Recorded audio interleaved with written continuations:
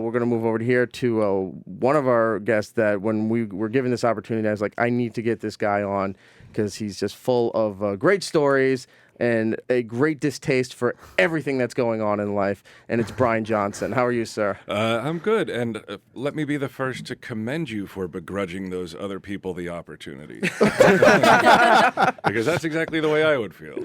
Why am I sharing this spotlight? Yes, it should be all you, I agree. Thank you. Bryan Johnson, if you're not aware who this gentleman is, perhaps you've seen Comic Book Men on AMC. Perhaps. He's the standout breakout star from that show, who just likes to, everybody likes to shit on Ming, but he's more vocal about it than most people. So that show, of course, a lot of ties with Kevin Smith projects since they're best friends, and I'm sure you've seen Bryan somewhere or another. You're currently filming the new season for Comic Book Men. We are. We have the rest of this week, and then next week most people call it a week off, but in the industry they call it going dark for a week. So just in case someone says that and you don't know what the hell they're talking about. A week off. It just means you have a week off. Nice. Yeah, and then we have 3 more days of doing the podcast stuff with Kevin, and then we've wrapped up season 5. That's great. Well, he has to leave as soon as the show's done today because he's got to go back to Red Bank to shoot more transactions and stuff at the secret stash. Yeah, I have special permission to not be in the first transaction. Because normally, I'm standing there somewhere in the background just waiting to seize upon someone saying something, This is garbage. Yes. Walt will never go for this. That's pretty much what he says. And then he just piles in when Walt's saying your item is shit. We're not paying you $800 for it. It's interesting you say that about Ming. My main job is to shit on Ming. We do cons. We'll go to comic conventions, right. And the 2 comments I hear the most are, "You got to be nicer to Ming," and "You have to be meaner to Ming." It's a very divisive camp. So it's like you're rubbing his back and then smacking him in the face at the same Exactly, time. Yeah. Let's talk about the podcast as well for people who don't know. Tell him Steve Dave. Obviously, if you are a Kevin Smith fan, the name is based off the character from Clerks. But Tell him Steve Dave has been around for a while. It's you, it's Walt, and Brian Quinn from Impractical Jokers. Yes. And so hello to all the ants and the 13 percenters. Is that what it is? Yeah. There you go. Those are the 13 percenters. We did what would you call it, an informal survey, and found out that about 13% of the listening base is female. And they're awesome, hardcore, not casual, true ants, And the ants are, like we said, the pests, Yeah. Well, they are very vocal. When we announced that on social media that Bryan was coming on the show, a lot of response from that fan base, and all of them very positive. All of it trying to figure out how to get satellite illegally so they could hear this. And then people were like, "Well, you can sign up for a free trial." And so I swear there was a conversation I was tagged in, going back and forth. That's too much work. Just somebody give me the show so I don't have to do any of this. And I said, "Yeah, that's about right." So. Also on the show today, we're going to speak to Kevin Smith at 9:30. Nice. He'll be calling in, and Felicia Day. Excellent. She's got a brand new book that she's going to talk about called "You're Never Weird on the Internet," in parentheses, almost. And she's going to give us some copies of that to give away. We have a bunch of other stuff to give away, too. Kevin was nice enough to sign a whole bunch of stuff that we're going to give away. And the guys from Comic Book Men, which that's their version of Lego figures. It's another company making it. Mini-Mates. Mini-Mates? Yeah, they've been around for forever and a day. Art Asylum is the company that used to put those out. I'm getting too far into it. But no. Explain to people. Yeah, Mini-Mates have been, they're kind of, they're different than Lego in that they have a bit more articulation and they have more moving parts. Right. But Art Asylum is a company that's been around probably for 15 years or 10 years, something like that. And, they have some great licenses. DC, Marvel, a lot of independent stuff. So, yeah, Mini-Mates. People know them.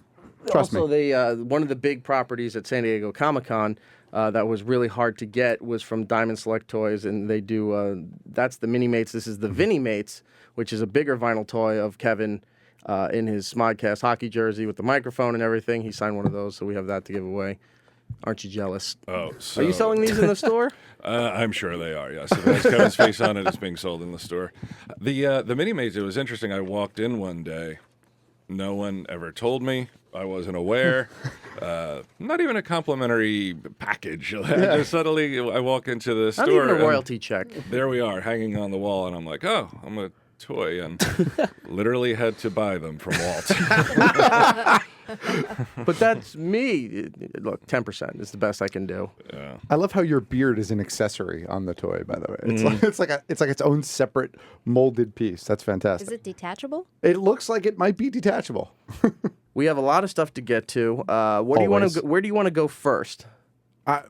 What's on the top of your head, sir? I don't We need know. like Well, a we show should- prep spin board. No, We no. could just spin it and just see what we can go Darts. to. Yeah. I think we should talk about SummerSlam and NXT if you want, because that kind of just happened. All right, well, we'll talk about that real quick because I know Stephen and Mel won, so that's all Matt really That's all cared I cared about. I And looked for the match the next morning. I was happy. everything else is it is what it is. Exactly. So there you go. That's your wrestling break there. Last week, I was told by one Brian Quinn of Impractical Jokers that this week he had no time, too busy, no time to do Tell 'em Steve Dave.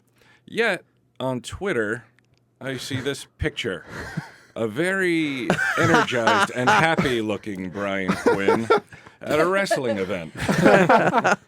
He had his priorities. Yeah, so he's always on the radar, and he should know that. Yet there he is, a big smile, pointing, energetic. That social media will get you in trouble every It will. time. You can't just go and it's like, I'm going to go out to dinner. Nope. I don't want to deal with, my friends, everything. Oh, I can't make your party, sorry. And then you're checking in on Facebook and everywhere. It's like, thought you had family coming in. Oh, you went to the mall. You're at the movies. It's like, God damn it. Damn it. Yeah, Damn now social you're media. answering. Now you're answering to people. It used to be you could just make an excuse. They would probably not believe you, but they had no proof. Right. Now there's proof. You're constantly putting yourself in the position that wait till your dad gets home because now you're going to get a talking to or in trouble. So you people can't help themselves by posting stuff and photos, letting you know every little aspect of their lives, where they are, what they're doing, and then they freak out if you call them out on their bullshit or if it's like, oh, you said you were going to be here, but you're not, but you're over there. What are you following me? It's like, yes. Everyone is. You've got 2,000 followers on here. People are following what you're doing. Like you've made it so I can follow you, and now you're going to yell at me for that? You No. can't hide in public like this. No. Everyone's going to know. I reached out to Brian to have him come on the show as well, and no response. So I figured he was busy. I didn't want to, He was bother busy. the guy. He had Yes. wrestling to watch. Apparently he was there, and I didn't see him. There So- you go. What, you reached out to me when? No, not to Brian Quinn. About Brian Quinn oh. coming in. I said, Bryan Johnson's coming back on the show. If you're not doing anything, it's the morning. If you happen to be around, would you like to stop in as well? Didn't hear back from him, so I just assumed he was busy. Okay, yeah, I know the last week they were off. This week they're shooting, so that may very well be it. But What season are I've they in also for been Impractical told that Jokers? he's too busy. Yeah. God, I think they're going into their 4th season as well. But Very like their good. seasons are like the Munsters, where it's like 40 episodes a season, whereas with us it's like this year it's 13 episodes. Last year it was 16 episodes. That dude is constantly working. It's crazy how much they have to, because not everything is a home run. Right. Like you're watching like God knows how much they actually shoot. Right. The people that didn't believe it, the things that didn't go right. So the writing plus shooting all that stuff, it's Yeah, it's a constant rotation and schedule for that. Yeah. Stop. Yeah. It's got to be a lot setting up all the cameras and doing all the hidden camera work too. It's just it sounds like a nightmare. Coming from the editing perspective, I'm like, oh no. Yeah. And just being recognized. Like Yeah, that too. any one person may see them and be like, oh, it's those guys. And it might not necessarily be the person you're playing the trick on, but somebody who comes over and says, can I get a picture? And then it just Kind of blows up whole the spot, thing. yeah. Yeah. Exactly. Reset. Everyone back. Find somebody new. All right. So that's all going on. When is the new season for Comic Book Men? Where does that go on? I'm pretty sure. Is it a fall show? Yeah, it's Okay. October 18th or 16th, one of the two. Follow the Walking or Talking Dead. Fear the Walk. Oh, okay. Yeah, we're not following Fear the Walking Dead. You're following I Chris don't think. Hardwick's. Yeah. Okay. Talking following Dead. Chris's show. That's Talking not bad. Dead. Have you seen Fear of the Walking Dead, the first episode with this past Sunday? I did not get to see it yet. No. We I'm just waiting. had Kim Dickens on last week, who's one of the stars of the show. And I think next week, too, we're getting the daughter Oh yeah, from the that's what show. you're saying. She'll be on the program to talk Nice. Fear of the Walking Dead. Then it doesn't apply to Bryan Johnson here, but you saw it, Matt? No. I'm still on my Walking Dead sort of ban. I tapped out of Walking Dead 2 seasons ago or 3 seasons ago, and I haven't gotten back on board. I want to get back on board with Fear the Walking Dead. I want to at least give it a try. Right, because it's not Walking Dead. It's Fear the Walking Dead. Oh, no, I know. Totally different concept. I'm afraid that it's going to also stink like The Walking Dead. So I know I'm going to get hate for that, but that's okay. I'm fine. I'll take it. No, I do want to watch it. I know there was a lot of hate for this first episode, and I'm going to defend The Walking Dead and Fear the Walking Dead and say that most of the hate is really just by idiots that don't understand TV. All the hate is by idiots on Reddit going, there's not enough action in zombies. It's first episode. Why isn't zombies everywhere? It's because it's a prequel, and you have to have everything, fall literally into place as everything falls out of place. And I don't know why people can't get behind character development anymore in TV shows where it's just like zombies kill, and that's all they want. Like, play a video game. I don't know. I don't get it. That was the only thing that really drew me to it, was the pre-apocalyptic aspect. Yeah. Like, okay, well, I don't not that I'm like, I need to know how it happened, but it will be interesting to watch the downfall of. I've wanted to watch society crumble as far back as I can remember. So since it's probably not going to happen in real life, this is the next best thing. So I would check it out for that reason. I'm a huge fan of The Walking Dead, and Fear the Walking Dead did it. So far, I'm not into it. I gotta say, I was texting Erik, and I was texting. You were texting me too. Yeah. I'm like, are you watching this right now? Well, we're not going to say your comments because we have a guest for that show next week. No, but, but I want, here's the thing. I really want to love it, but right now it's just, I don't know if it's one episode. It's one episode, and I'm all for character development too. So I'm waiting it out. I'm just being honest. These are just my honest Oh, yeah, definitely. thoughts on it. One thing I want to point out is when we were talking to Kim Dickens last week, I asked her, when people are finding out that this is happening, right? Everyone thinks it's some kind of virus outbreak. Nobody's understanding what's going on.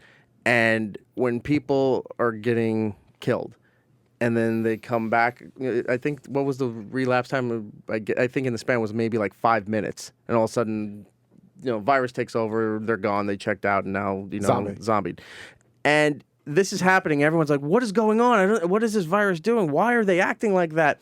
I asked her, I said, this is sort of modern time where this is going on. I said, zombie movies have been around forever. Did nobody ever think maybe they're being a zombie? Like, is that not in this lore here? My social media blew up to the point where they're saying that zombie lore and everything doesn't exist in the Walker universe. Like, this never happened before. Nobody's had zombie movies or even thought of this. Well, that's why they don't call them zombies. Right, They they call them walkers. Yeah. I just thought, I'm like, somebody would have been like, maybe even as like a little tongue-in-cheek, oh, look, maybe he's a zombie, and then they never address it again, kind of thing. Nothing. Apparently, it was a really dumb question on my part because everyone was just yelling at me saying, the zombie lore doesn't exist in this show. I disagree. Says who? Says Reddit? Well, no. Or no, did somebody on the show actually say this? Somebody, now this I haven't verified, but somebody told me that I think Kirkman said that the zombie phenomenon doesn't exist in this world. That's why when this is all happening, everyone's, freaking out and not knowing how to handle this stuff initially when it starts. I'm thinking it's a little bullshit because somebody would have come up with that concept. I don't know. I think I read that same thing though from Kirkman saying that like this is in a world where zombies haven't existed yet. But doesn't that sound like a question to you that was asked after the show started, and then someone's like, "Well, why doesn't anyone just say, hey, they're zombies?" And he's like, because you know what? Zombie movies don't exist in this universe. That's why. Duh." I don't know. I kind of feel like in most zombie movies that aren't like sequels and that are taking themselves somewhat seriously as a horror movie, I almost think that in all of those movies, zombies can exist. Because if zombies exist prior to the movie starting, well, then where the fuck are the zombies, A? And B, they should know exactly how to handle them. And no one ever knows how to handle them, right? It always takes them a while to figure out, oh, it's a headshot that'll do it. So I think the premise that zombies don't exist in any of those, in anything like that, kind of is something that is a common thread for most zombie things. I don't know. It's I also find it fascinating, and I'm seeing it more in this new series. You saw it a little bit in the original series, but everybody always wants to confront the person who just died and switched over. because they don't understand. Yeah, and they're like, it's like, no, it's like they want to put your hand on the shoulder and like, it's me, it's me, Mike. How are you? And then they get bitten, and they didn't see that coming. It's like, all right, I know I got to suspend disbelief because they're a walker, but you don't need to get close and personal with them, and it happens so much. And I don't get it. I know. They'll be like bleeding. Half their faces gone, their arms off. They're like, hey, are you okay, Mike? And then they just get bit. It's so stupid. If I came home and like my mom was, all of a sudden just kind of walking weird around the house, and that's the other thing too. Their eyes turn bright blue in this show. They look almost like the creatures from Game of Thrones. Game of Thrones, yeah. Right? So they turn gray and they're bright blue. So that's what the walker looks like Those before. are also white walkers, by the way. White, thank you. Walkers. Yeah, no zombies in that either. Well, technically, maybe. Who knows? So they turn gray and their eyes turn blue. So that's the feature of that they switched over for the fresh, the fresh meat. If I saw that happening, I wouldn't go over and try to hug her or grab her arm and say, "It's me." What are you doing? I'd be like, "All right, I need to throw something at her and run." But That's what you would do to your mom? if she's walking kind of like her legs kind of broken and she's just twitching and her eyes are a different color. Probably try to help her. No, But if she's having like a heart attack or a no, stroke. because I've seen enough and I go, I know this can't end well. And it's going Yeah, to it won't affect. end well for you because you'll be in the fucking paper and on the news for like the man who killed his mom because he thought she was a zombie. Well, I didn't kill her because I threw something at her and she was down. I ran away and then guess what? She popped right back up like the Undertaker. But don't you think that stupidity is also a common thread in horror movies? Like, don't get in the shower, don't go in the basement, don't go in the attic, run far, far away. Yeah, Don't never be- run upstairs. Never Don't be run the black upstairs. friend with a bunch of white kids because you're the first to get killed. That's right. Sorry, Lewis. Sorry, Lewis. Oh, we got Lewis. Yeah, we do. We could totally make it out of this building with Lewis here. If this happened. Sorry, Lewis. I agree with you. Like if I go home, That Lewis would go first? No. Oh. Well, Yeah. probably. Yeah. Sorry. Mine, like if I come home and my niece has a cold, Right. I'm like, stay away from me. Do not kiss me. Don't get me sick. So a zombie, Right. a person bleeding with bright blue eyes, no. No, you call 911 from far away. Now, is it wrong to think that, they'll never portray this on the TV show. They might have done this in a comic if this ever came up. But for a walker, if you were physically impaired, right? Like you say you were paralyzed or something, and then you come home and all of a sudden, your brother who had an accident years ago, who's been in a wheelchair all his life, all of a sudden he's walking around and he's kind of just not saying anything to you. I'd freak the fuck out because I'm like, you shouldn't be doing that. That's not even that he's infected. He's walking. That's a problem, All right? But on TV, they'd be like, it's a miracle. Oh my God. And they'd go in for give a big hug, like God helped them, and then they get bit in the neck. And Stupidity is a common thread in horror movies. This is what I'm telling you. So in Fear of the Walking Dead, you're saying that's how people are handling this? Like someone comes up because to they them don't with, know. No. But even if you would think they had like Ebola or something, like they're bleeding out of their eyes, like they have something wrong with them. Yeah, right. There's There's some sort of common sense you would hope. Stigmata. Well, to be fair, though, in the first episode, there's only the one character who runs into the first walker, and that character is a heroin addict. So it's really like the people are believing what he's saying, and then he's just telling people what he saw. So they're not really believing him because he was doing heroin in an abandoned church. So no one's really believing this guy.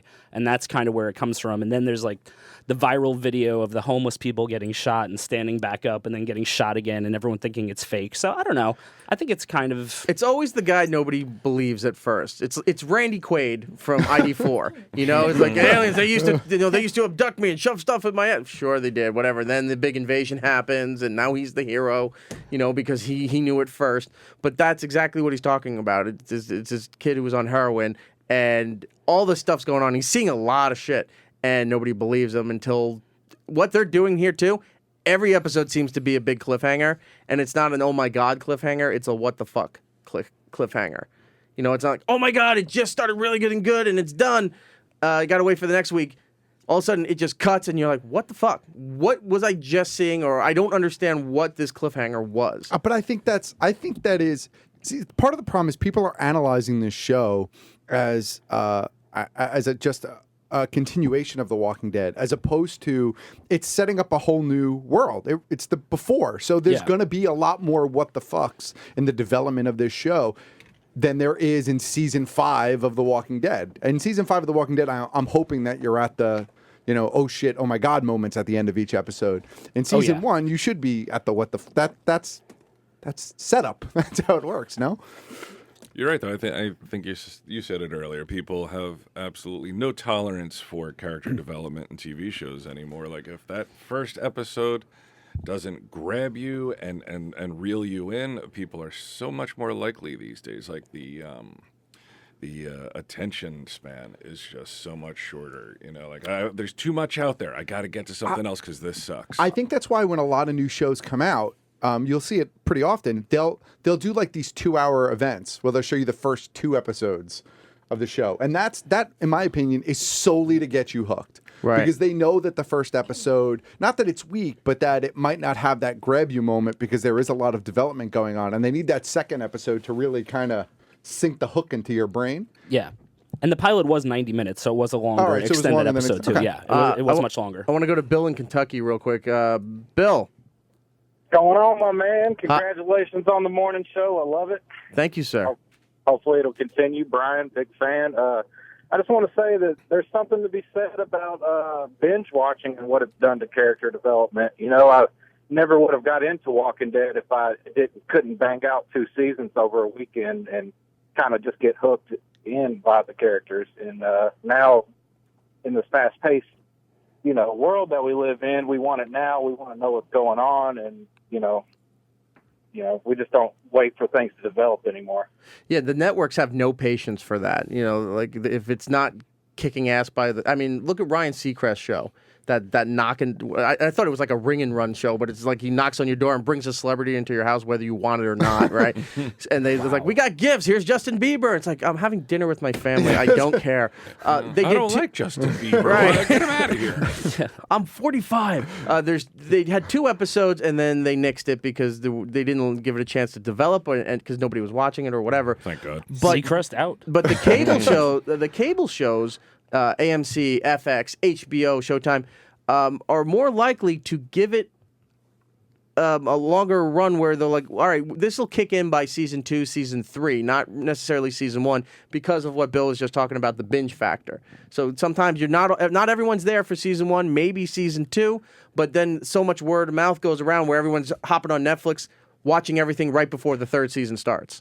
I think this is also a problem with how we handle TV in the U.S.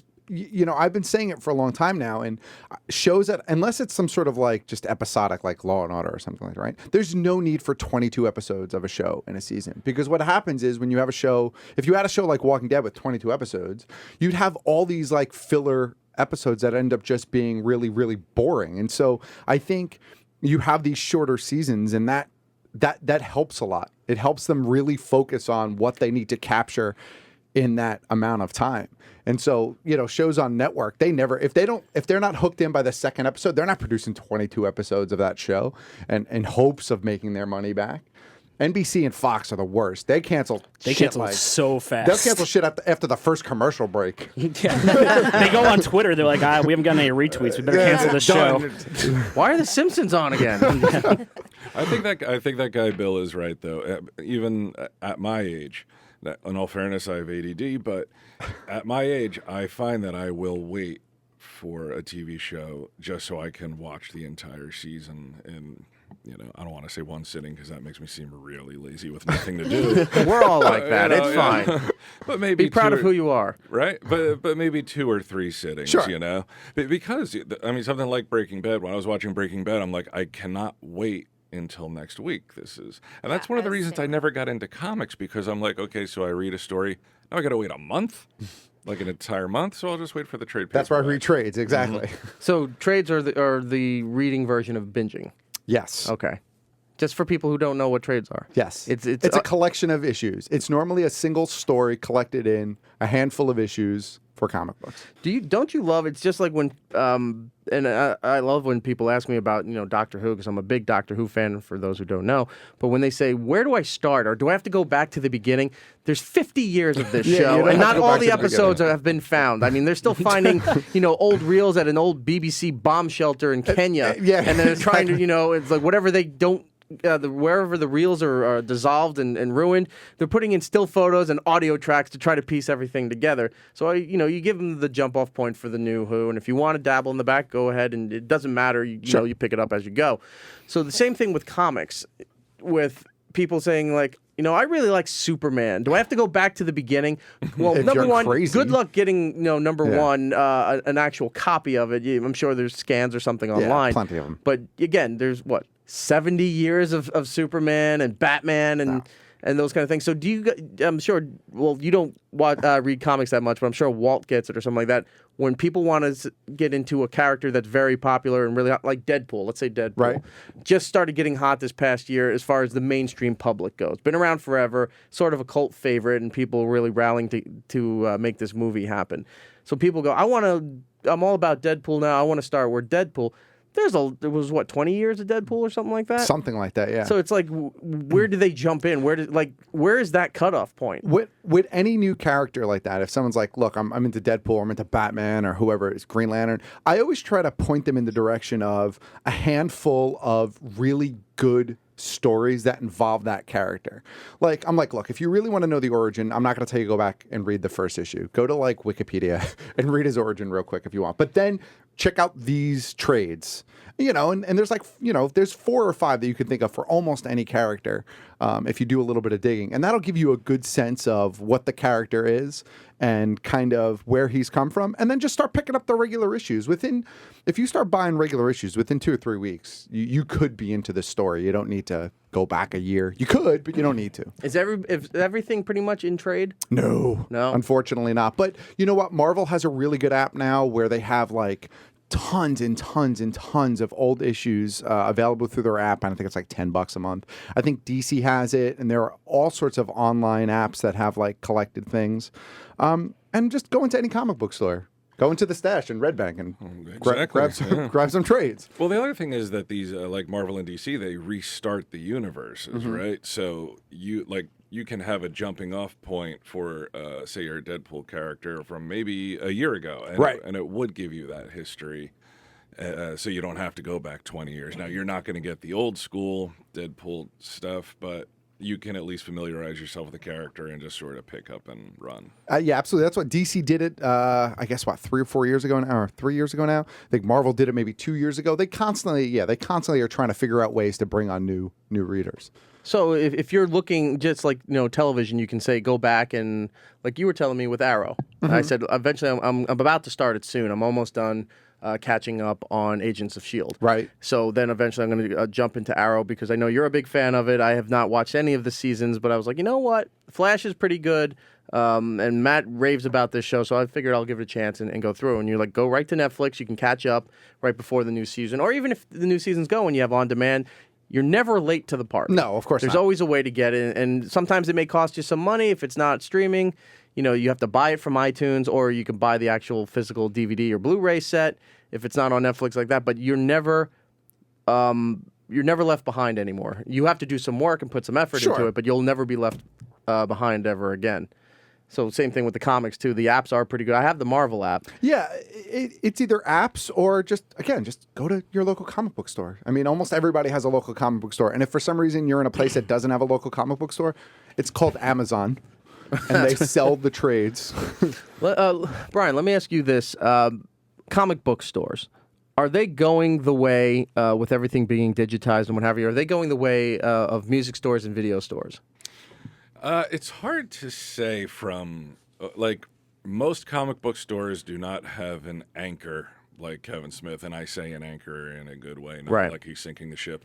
Well, that's what he would say about himself. So many people come in because it's the stash. Like if I hear, this is my Mecca one more time, like that person's going through the front window. So many times. See, these are the outtakes you need for comic book men.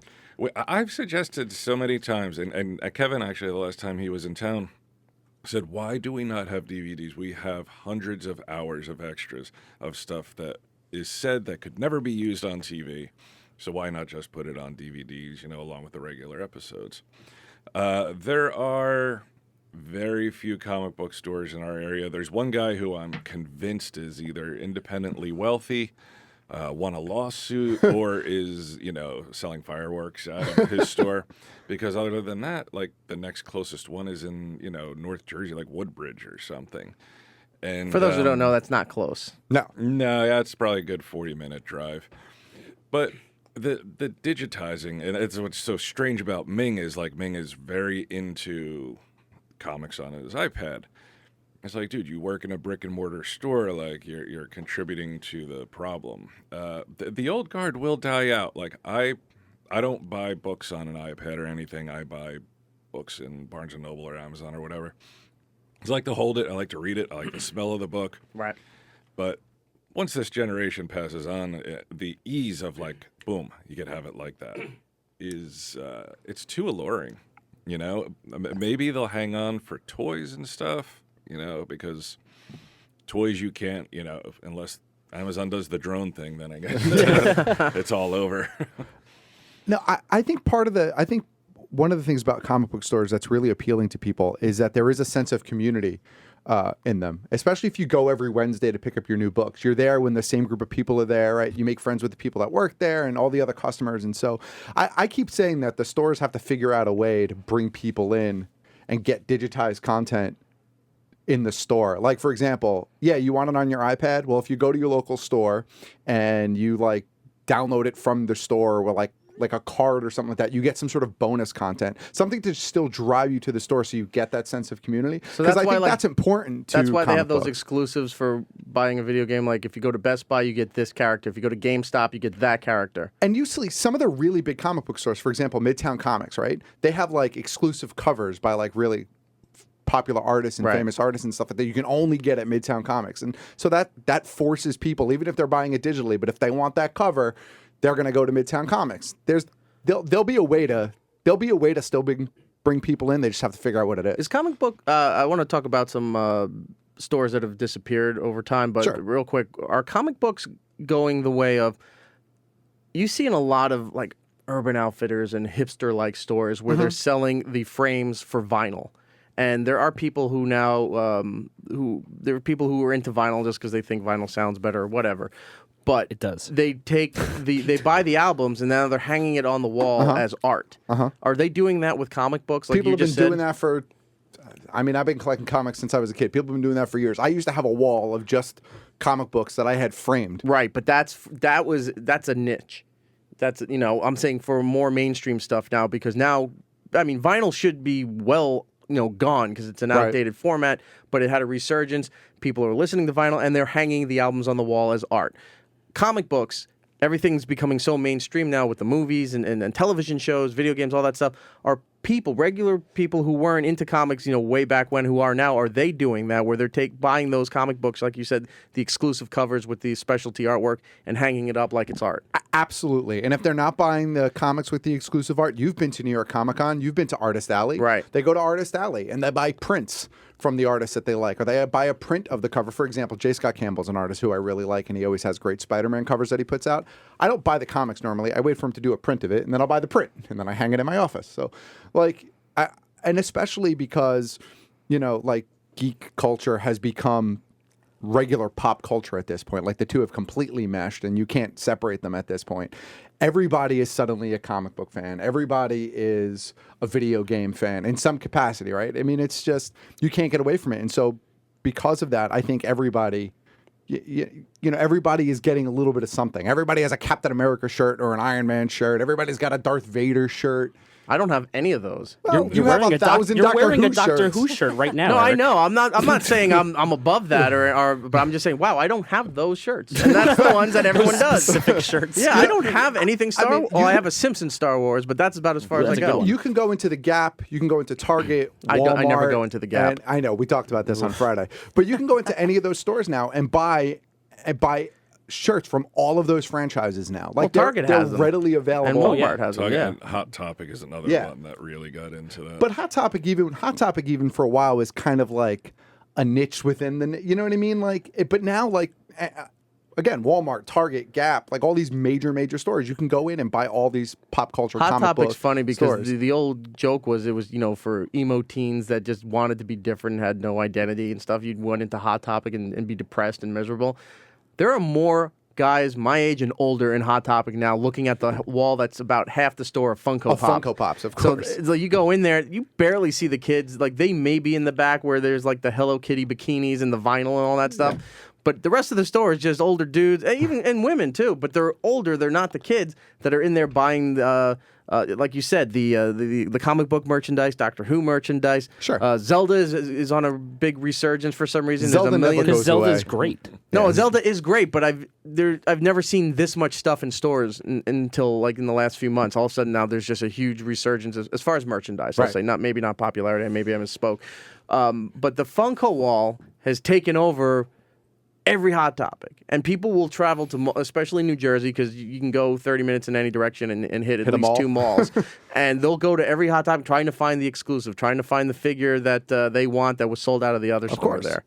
You're so right. Hot Topic, say 5 years ago, was the corporate rebellion place to go. Like it was the anti-Spencers. You got dropped off by your parents with your black fingernails and get your spiky in necklaces. 2 hours, and you ran. I down got to my Hot Jamba Topic. Juice and I went to Hot Topic. Yes, exactly, and that's how they. It wasn't like the old punk scene where they're digging clothes out of dumpsters, they're going to thrift stores. They're going to high-end mall. Going to Short Hills Mall to get their corporate their rebellion Ramon shirt. T-shirt. Yeah, exactly. I mean, vinyl is it's sold in Barnes and Noble now. Right. Oh, that's what I'm thinking too, because it's a trend, that people are saying, vinyl's awesome and as Giddles is actually a defender of it, saying that it sounds much better, because I've seen him at constant garage sales and the cons and things like that. He's going through the vinyl bins and buying, even if the artwork is shit, whatever, but the record's intact, he's actually buying it for the vinyl to listen to at home. Oh, yeah. Sure. But a lot of people are going to buy, like in Barnes & Nobles, where they're buying the vinyl to either try to be cool that they have it, or they're actually buying it for the artwork where they're hanging it And they're up. pressing new vinyl now, too. And they have record day every year. And, vinyl is on a decent swing. Well, the crazy thing about vinyl right now, and because I have a lot of friends who are in bands, is that there's only one place in the world where you can get vinyls made, and it's in the Czech Republic, because they're the only people who still have vinyl pressing machines. So there's actually a backlog for like a year and a half if you want to get something printed on vinyl, because they are completely flooded with orders from everywhere around the world. Probably very unsafe work conditions. I'm sure. I don't think it's well ventilated. That's why they're the only country that does that. But I mean, that's how much of a resurgence it's having, and that's how much it died off. That you can only get it in one place, because we're like, oh, here, take these old presses, and they're like, okay, we make records. A lot of calls coming in. It's stunning that Asia doesn't have them. Like you would think, right? Asia has everything. China, they make everything. You can't put a record factory next to an iPhone factory. There's not enough room. By the way, China, if you guys, even if you're not a fan of Vice, you should check out the HBO. I know on their website, too, they have the documentary up. They went and saw all the ghost cities that China has. They spent billions of dollars building all these cities all around China, and nobody lives in them. They're fascinating. It isn't aren't it? They? Oh my god, it is so. It makes me want to go to China just to wander around one of those ghost cities. That's creepy. I would probably be shot by But the other problem is that even though the Chinese government and they have one hell of a PR team, because they're showing any of the videos that you'd see on television or online about come to China, they're showing the culture, the food, and you can ride I don't know what their boat is called, but we'll say gondola, even though I know that's Italian. Their gondolas where you're going down like near Hong Kong, and look how great it is to come to China. But on the Vice stuff, they're showing you these abandoned cities, but everyone's wearing masks because the pollution's so bad. And nobody's in these cities. So it's like, this is in the middle of nowhere. How is there that much pollution that nobody's living? And that's not the reason they're living there. It's just they built this city and there's no work, there's no opportunity, there's nothing there. So they're like, oh, the young people will move in and, and build it up and it'll be thriving. Nothing. And they're pristine. You'll have these, but the hotels and the big skyscrapers, they're built. The lobby's built, but then all the floors don't really exist. The windows are there, and you can technically walk on it, but there's nothing. That's creepy. Yeah, it looks like a Hollywood movie set. It's essentially what it is. Right, but it It's a costs facade. billions of dollars. So why don't they just turn it into a movie set and just blow it up for action movies? Or get Godzilla. Oh, wrong country. Never mind. So yeah, check that. Look on the HBO Vice series there. Right. You can check that out. By the way, we may have an announcement with a partnership with Vice coming soon. So hopefully, maybe we can talk about that next week. A lot of calls here. I want to go to Alex in Atlanta. Has something for Matt. Alex. Hey guys, I got a kind of a two-part question. Sure. Thinking long term, do you think kids that are getting into it present day, that now you were saying things are getting digitized, do you think they're going to get shit on for when things are inevitably going to get transferred over to the tablets and the iPads? And then also, do you think that those digitized versions of the originals are going to be worth as much as the originals once were? Does that all make sense? It does, and I could answer those Go ahead. questions. The first part of your question is people are already getting shit on for reading it on a tablet versus the actual thing, and because it's the same argument that anybody will give you for reading a book on a tablet versus the real thing. There are people who, like Brian, likes the actual feel of the book, and then there are people who are like, look, I live in a small apartment and I don't have room for 30 long boxes, so I want to continue to reading Batman every week. I'm just going to do it on my tablet.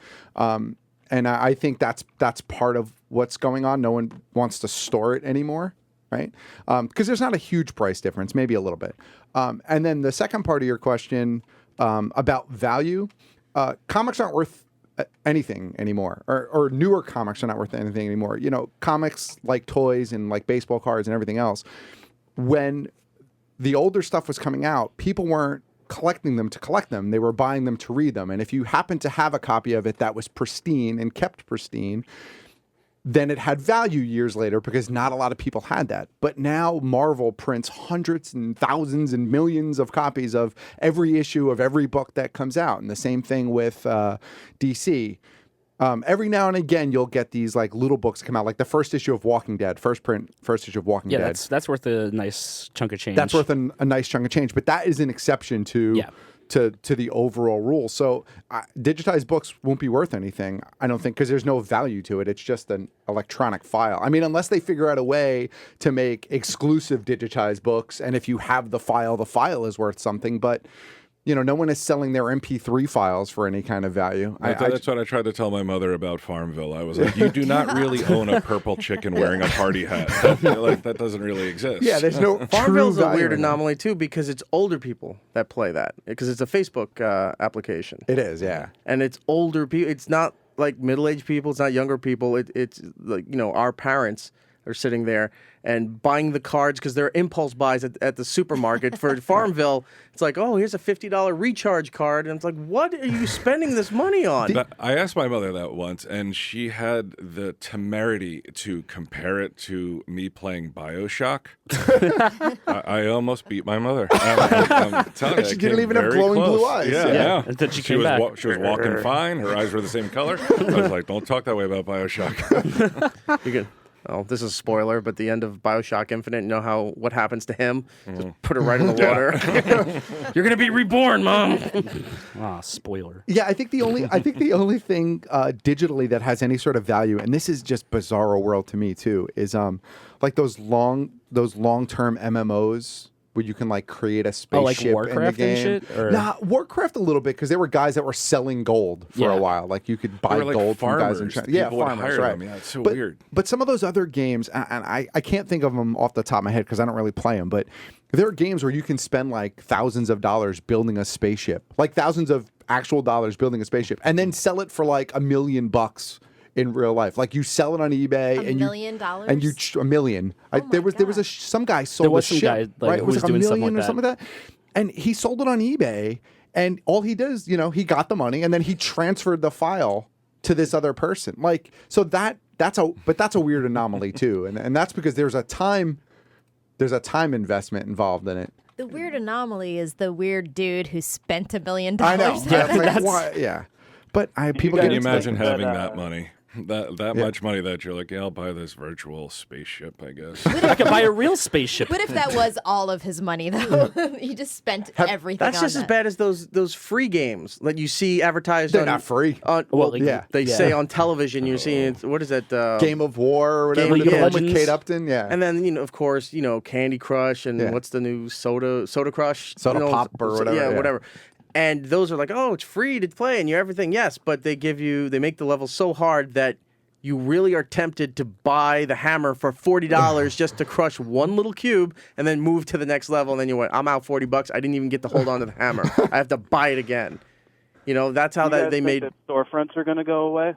that now that we have things like Amazon Prime One, which I just found out this morning, where you can get things in under 2 hours, that places like GameStop and other things of the like are going to go away because they just can't afford to keep them open anymore. Well, GameStop's on the way out anyway, especially what Xbox did. No, it's not. You don't think so? No. First of all, GameStop just bought. Didn't GameStop just buy ThinkGeek a little bit ago? GameStop is not on the way out. No, And I don't. GameStop's pretty big. Viacom bought Blockbuster. Okay. How good a decision was that? That was a poor decision, but Right. that was a different. Blockbuster is a different format. And than, for the than kids, GameStop. Blockbuster was a store you went into Yes. where you actually would rent videotapes. That's right.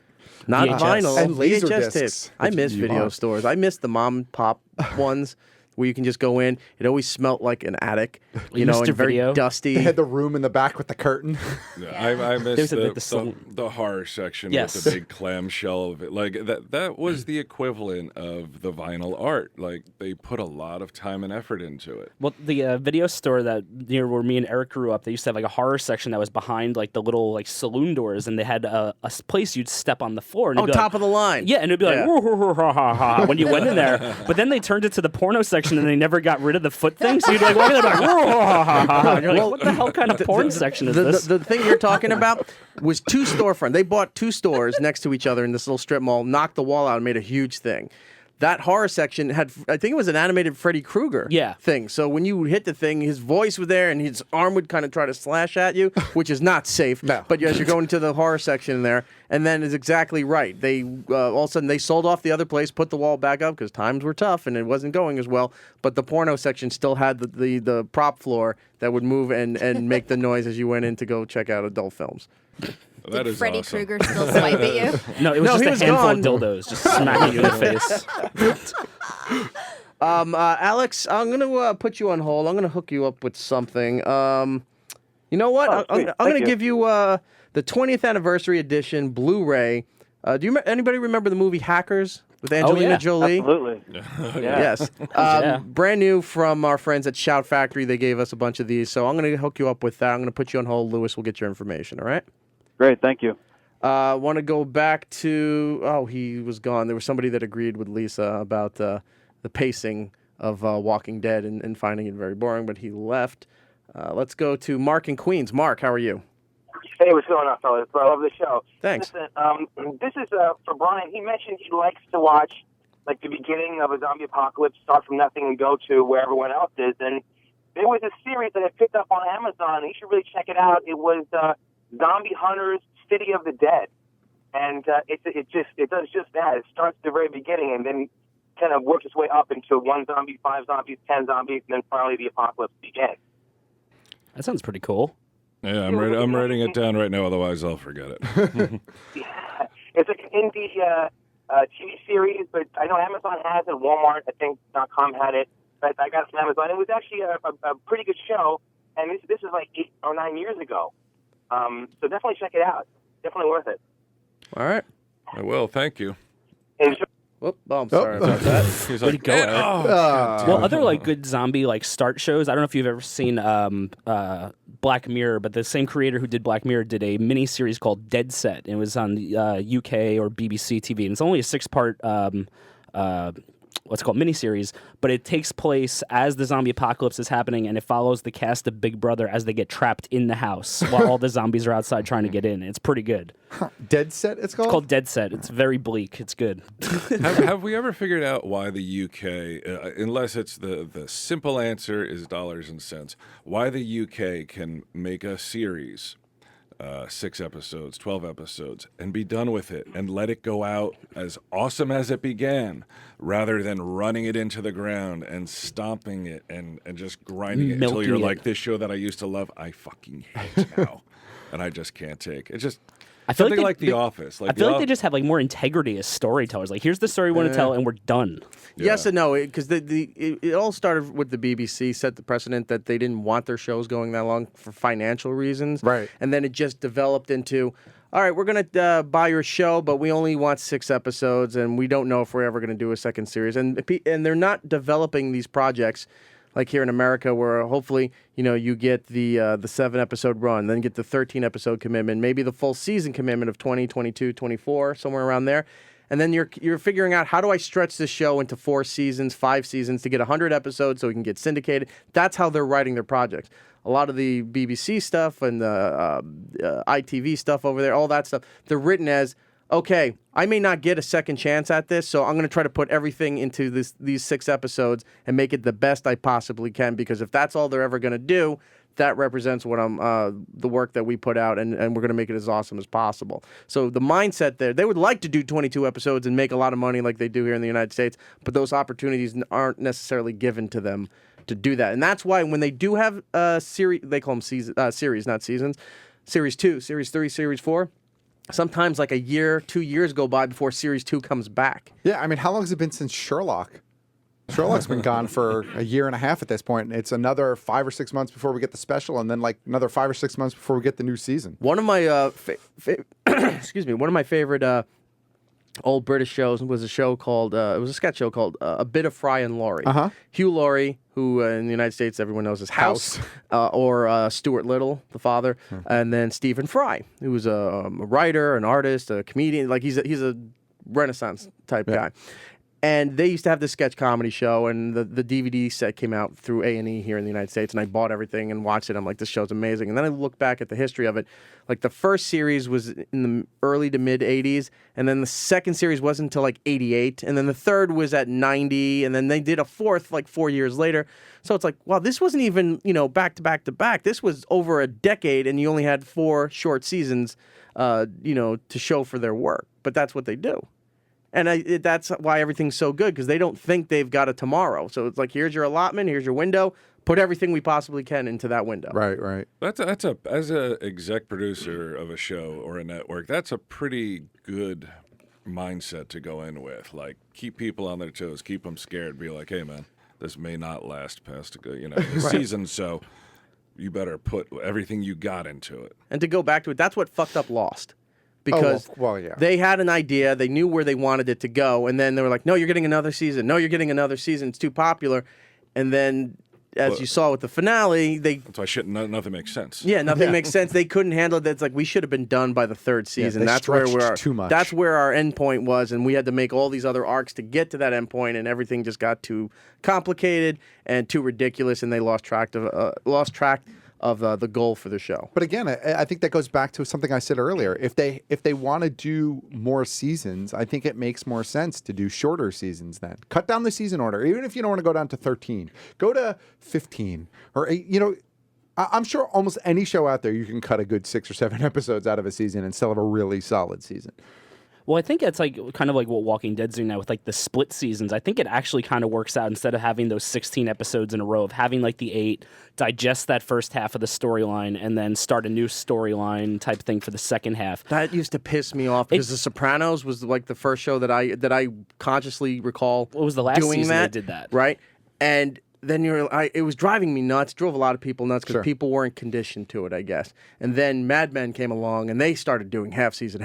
I'm like, what the hell's going on? Now everything's half season, so that they get it all done, or they get a little bit of it done, and then they can spend more time on the second half of the season instead of trying to crank everything out all at once. I also think it's because it allows them to put more shows on the air. Oh, yeah. So every Walking Dead goes off, and something immediately starts back up. And the summer is not a dead zone anymore, because summer used to be reruns. Right. And so, before the streaming and the on-demand days, if you missed something from the regular year for the season, you would watch it over the summer to say, oh, I missed that episode. It's on this Thursday. I'm going to tape it and catch up on that. But now there's no dead time anymore. It's just constant, like Fox or FX or AMC will like, all right, this show's running right now. This is the big show. As soon as that's done, the next week, this show's running. So you're constantly being hooked. HBO does it as well, and they do it very well. Sure. Where you're constantly like, all right, this show's going, and then they're teasing, oh, look, Game of Thrones is coming back, and then right after that, True Detective, is coming right after that. So it's like, all right, you're constantly going into series that you're invested, so you're never not watching something. And you also have, which I think is great, and I'm sure the networks are not super happy about it, is the outlets now that are doing original programming, like Amazon, Hulu, Netflix, like any number, like without Netflix, who knows if we'd have BoJack Horseman? It's so good, and it's just, as a TV watcher, it just gives you hope that, like, somewhere along the line, like Erik said, like, you don't just watch TV in the winter and then summer there's nothing. It's like there's always something coming along. Like there's something just around the corner that's going to be great. Like say Banshee. Which have you seen Banshee? No. A lot of people have recommended to me, but I haven't seen it. I hear Yeah. it's good. It is literally like an hour, like a 52-minute action movie. Every single episode. Fuck yeah. And I've never seen. This is me saying this, and I am no prude. The amount of nudity and sex in this show is astounding. It is astounding. If you see a female come on that screen, unless she's under 18, at some point that woman will be naked on that show, and she will be having sex with the handsome sheriff guy. And that sheriff guy, if you see another dude, he will be the sheriff guy will be fighting that guy, like in ways that you're like, no human being could take this. Like, What network is that? Is it on I Cinemax? think it's Showtime. Showtime? Yeah, I think it's Showtime. What, for Banshee? Yeah. No, I think it's like Stars or something. Was it Stars? I'll look One of it up those one of real those quick. networks. I want to check it out. I hear it's great. Yeah, it's very engaging, very well done. Cinemax. Cinemax. Actually, I should have made the connection. Skinemax. Cinemax. Yeah. It's like that old Simpsons joke about Fox. It's like, wow, Fox turned into such hardcore pornography so gradually I didn't even notice it. Yeah. I think we got to take a break here. I Indeed. believe the girls from Chaos are here. Oh, nice. We'll talk to them next. A little bit later in the program, Felicia Day and also Kevin Smith.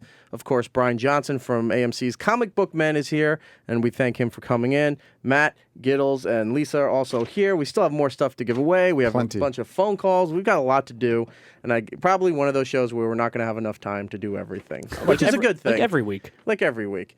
It's, yeah, so if you join us on Friday nights going forward, you can see by the third hour we're still complaining. We didn't even touch on half the stuff that we were supposed to. I don't know if that's poor good direction of our show. Maybe me. It reflects bad. Why would you Are say these- these It's Are all these- your fault, Eric. Are It these is all my phone fault. calls that are up? I'm looking at a screen right here. These are like phone calls with the stuff Yes. with people. Oh, the guy hung up. There was a guy that one of the things was like, I own a comic book store and I can tell you a few things. I'm like, ooh, that sounds like it could be incendiary. Let's. Yeah. But he looks like he just Listen, hung Brian, up. you don't know anything about a comic book store. Oh yes, we've heard This that. guy wants turn to know the about page. record stores. Are you talking about Jack's, maybe? Is Jack still in Yeah, Red you Eye? can hang up. Jack's is still across from there, right? Yeah. All right, we got to take a break. When we come back, we'll speak to the girls at Chaos. Nice.